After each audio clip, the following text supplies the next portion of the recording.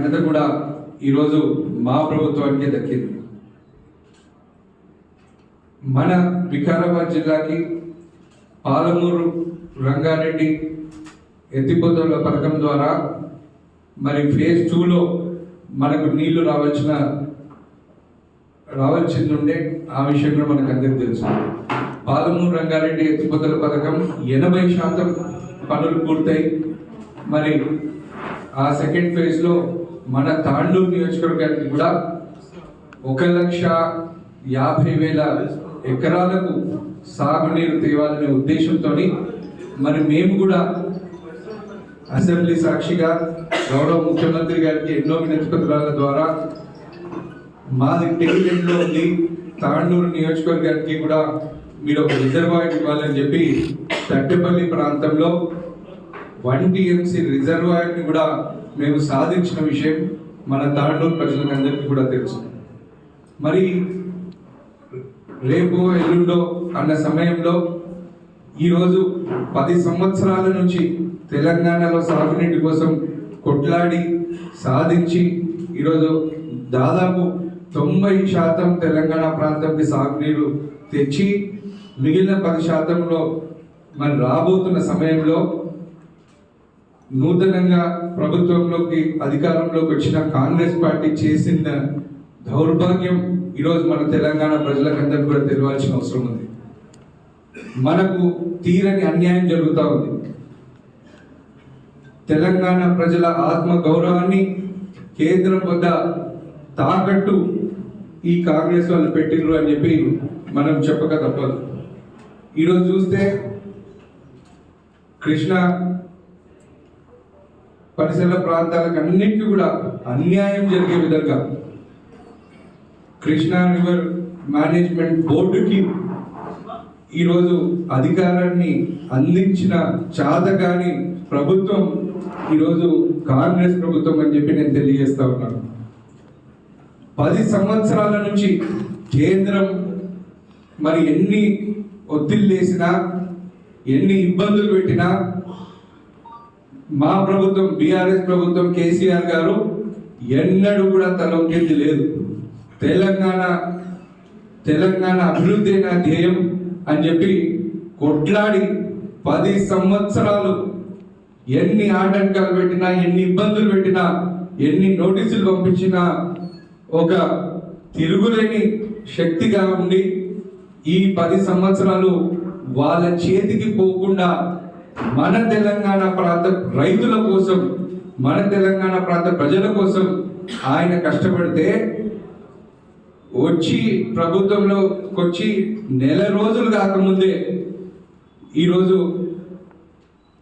KR Krishna river management బోర్డుకి ఆ బాధ్యతలు అప్పచెప్పడం అనేది ఎంత దౌర్భాగ్యమో మనం అందరం కూడా ఆలోచించాల్సిన అవసరం ఉంది. దీని వల్ల కృష్ణా రివర్ మేనేజ్మెంట్ బోర్డుకి అప్పచెప్పడం వల్ల మనకు తీరని నష్టం జరుగుతుంది అనే విషయాన్ని నేను తెలియజేస్తా ఉన్నాను. గతంలో కూడా ఆంధ్ర పాలకులు సాగునీరు మొత్తం వాళ్ళకి తీసుకుపోయిన విషయం మనం అందరం చూసినాం. మనకు జరిగిన అన్యాయం మనకు అందరికి తెలిసిందే. ఈ రోజు కూడా మరి కేంద్రం తప్పకుండా ఆంధ్ర వాళ్ళకి ఒత్తాసు పలుకుతున్న విషయం కూడా మనం అందరం గమనిస్తున్నాం, చూస్తున్నాం. ఇదే కనుక జరిగినట్టయితే మళ్ళీ మనము సాగునీరు అనేది మన ప్రాంత ప్రజలు మర్చిపోయే పరిస్థితి వస్తుంది అనే విషయాన్ని నేను ప్రజలకు తెలియజేస్తా ఉన్నాను. కాబట్టి మనం దీన్ని వ్యతిరేకించాల్సిన అవసరం ఉంది.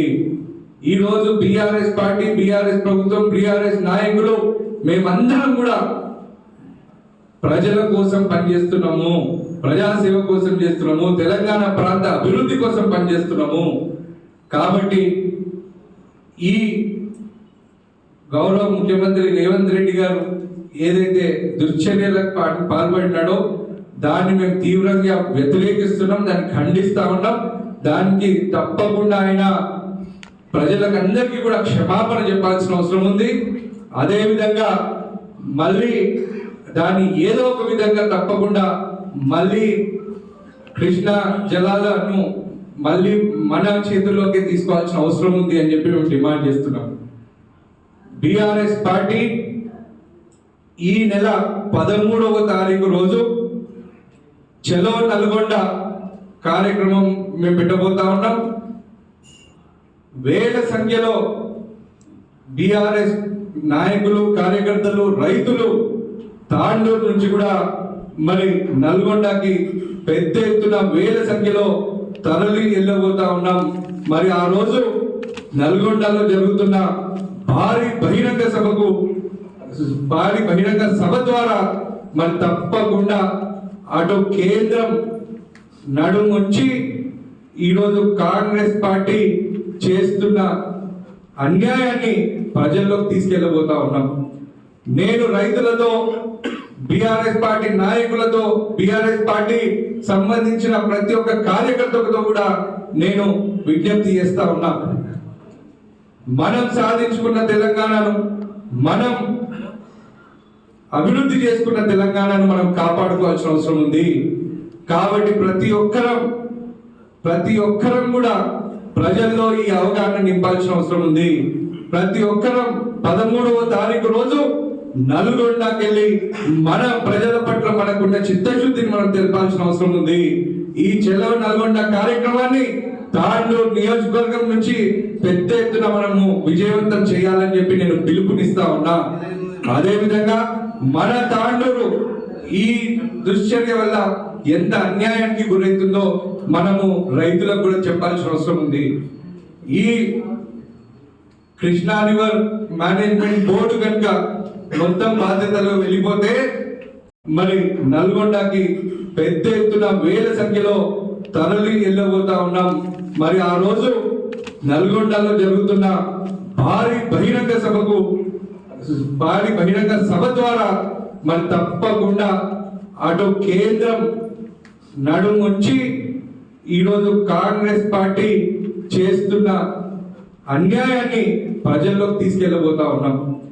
నేను రైతులతో, బీఆర్ఎస్ పార్టీ నాయకులతో, బీఆర్ఎస్ పార్టీ సంబంధించిన ప్రతి ఒక్క కార్యకర్తలతో కూడా నేను విజ్ఞప్తి చేస్తా ఉన్నా. మనం సాధించుకున్న తెలంగాణను, మనం అభివృద్ధి చేసుకున్న తెలంగాణను మనం కాపాడుకోవాల్సిన అవసరం ఉంది. కాబట్టి ప్రతి ఒక్కరం కూడా ప్రజల్లో ఈ అవగాహన నింపాల్సిన అవసరం ఉంది. ప్రతి ఒక్కరం 13వ తారీఖు రోజు నల్గొండకి వెళ్ళి మన ప్రజల పట్ల మనకున్న చిత్తశుద్ధిని మనం తెలపాల్సిన అవసరం ఉంది.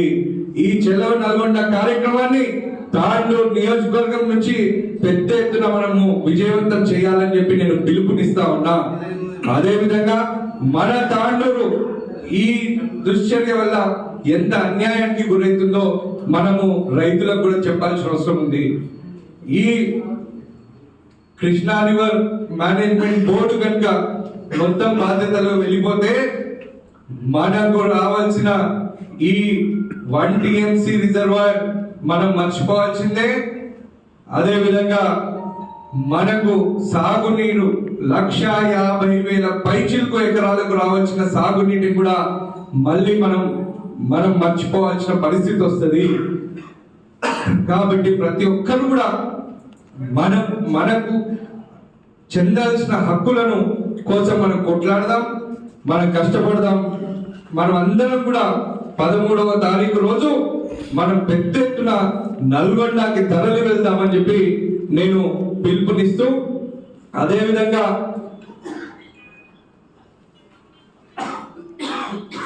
ఈరోజు చూసినట్టయితే మరి రైతులంటేనే కాంగ్రెస్ పార్టీకి అసలు ఇష్టం లేదేమో అనే భావన ఈరోజు కల్పిస్తా ఉన్నారు. కాంగ్రెస్ పార్టీ వాళ్ళు చెప్పింది ఏంది, చేస్తుంది ఏంది? ఈరోజు గత 10 సంవత్సరాల నుంచి రైతు బంధు అనేది మనకు తూచా తప్పకుండా ఎంత కరోనా సంక్షోభాలు వచ్చినా కానీ ఎన్నడూ కూడా ఆగిన దాఖలాలు లేవు. అటువంటిది ఈరోజు మరి 10 సంవత్సరాల నుంచి ఎన్నడూ ఆగని రైతు బంధు మరి ఈరోజు ఎందుకు ఆగిందో ఈరోజు ప్రజలు ఆలోచించాల్సిన అవసరం ఉంది. ప్రజలు చర్చించాల్సిన అవసరం ఉంది. ప్రజలు పంచాయతీ పెట్టాల్సిన అవసరం ఉంది. 10 సంవత్సరాల నుంచి బీఆర్ఎస్ ప్రభుత్వానికి సాధ్యమైంది ఎట్లా? మరి ఈరోజు కాంగ్రెస్ ప్రభుత్వానికి ఎందుకు సాధ్యమైతలేదు, మరి దాని వెనుకలున్న అసలు నిజం ఏంటి అనే విషయాన్ని ఈరోజు ప్రజలు ఆలోచించాలని చెప్పి నేను పిలుపునిస్తా ఉన్నా. అంతేకాకుండా ఇంకో విషయం ఏమన్నారు, డిసెంబర్ 9న 2 లక్షల రూపాయల రుణమాఫీ ఇస్తా అన్నారు. మరి అది ఏమైంది, డిసెంబర్ 9 ఇంకా రాలేదేమో కాంగ్రెస్ వాళ్ళకు అని చెప్పి ప్రజలందరూ మాట్లాడుతూ ఉన్నారు, రైతులు మాట్లాడుతూ ఉన్నారు. ఇంత చేతగాని ప్రభుత్వమా ఈరోజు ఏదో ఒకటి గాలి మాటలు, మభ్యపెట్టే మాటలు చెప్పి అధికారంలోకి వచ్చింది. ఈ రోజు దానివల్ల ఏమైతుంది, ఈ రోజు తెలంగాణ రాష్ట్రం తీరని అన్యాయానికి గురవుతుంది. ఈ రోజు రైతాంగం మొత్తం పరేషాన్ అయి ఉన్నారు. ఈ రోజు రైతులకు పెట్టుబడుల కోసం మళ్ళీ సేట్ల కాడికి సౌకర్యాల కాడికి పోయి మళ్ళీ జోలు పెట్టాల్సిన అవసరం వస్తుంది. మళ్ళీ మనకు పాత రోజులలోకి వెళ్ళబోతా ఉన్నాం. కాబట్టి రైతులందరూ కూడా దీని గురించి ఆలోచించాలి అని చెప్పి నేను ఈ సందర్భంగా నేను తెలియజేస్తా ఉన్నా. అంతేకాకుండా మరి వరిధాన్యం వేసిన వాళ్ళకు 500 రూపాయలు బోనస్ ఇస్తామన్నారు. మరి ఆ ముచ్చట ఏమైంది, ఈ 500 రూపాయల బోనస్ మరి మర్చిపోయారా, లేకపోతే మీరు కూడా గజనీలాగా మరి మీకు కూడా ఏమన్నా ఈ స్ప్లిట్ అవతారాలు ఉన్నాయని చెప్పి మరి నిన్ననే ఒక పెద్ద రైతు నాకు ఫోన్ చేసి ఆయన చెప్తా ఉన్నాడు, వీళ్ళు గజనీలు ఉన్నట్టున్నారు సార్, 500 బోనస్ అంటే గద ఎక్కువ చెప్పినాం మేము అంటున్నట్ట. గిట్లా అబద్ధాలు బూటకపు మాటలు చెప్తే కనుక మేము ఉన్నమిడ తప్పకుండా ప్రజల కోసం రైతుల కోసం మీరిచ్చిన మాటను ప్రతి ఒక్క అంశాన్ని మీరు అమలు చేసేంత వరకు మేము పోరాడతాం. ప్రజల పక్షం నుండి తప్పకుండా మరి మీతో వసూలు చేస్తామని చెప్పి కూడా నేను ఈ సందర్భంగా నేను తెలియజేస్తా ఉన్నా. అంతేకాకుండా మరి వ్యవసాయానికి ఇంకో విషయం, 24 గంటల ఉచిత విద్యుత్ అన్నారు. మరి మేము 10 సంవత్సరాల నుంచి ఇచ్చినాం. ఇప్పుడు మీకు ఎందుకు చేతనైతే లేదు, మీరు ఏ కొత్త ప్రాజెక్టు కట్టాల్సిన అవసరం లేదు, ఏ కొత్త విద్యుత్ స్టేషన్ కట్టాల్సిన అవసరం లేదు.